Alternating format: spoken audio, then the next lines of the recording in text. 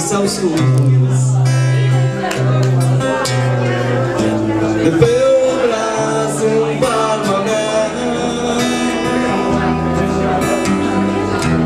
Aveai pe buze un surâs și atât de bine îți stătea.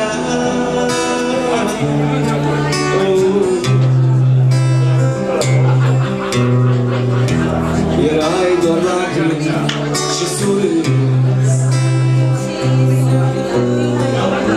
și ochii noapte-ți străluceau.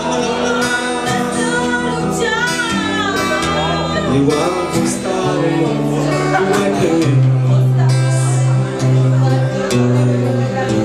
și amintirile dureau.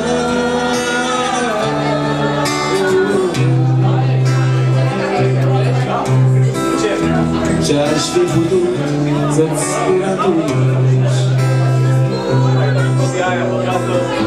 nici nu mai știu și nici nu pasă.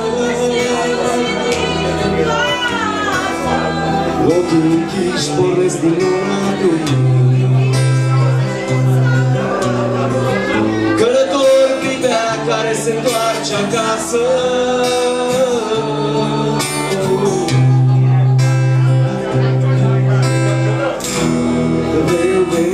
O zi în care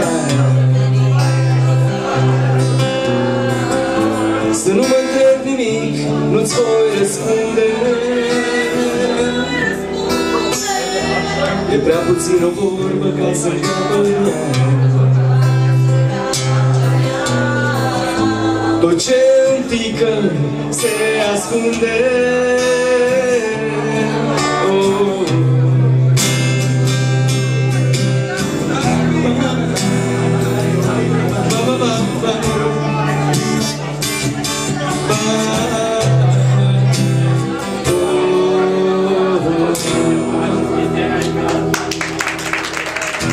Remember the pizza.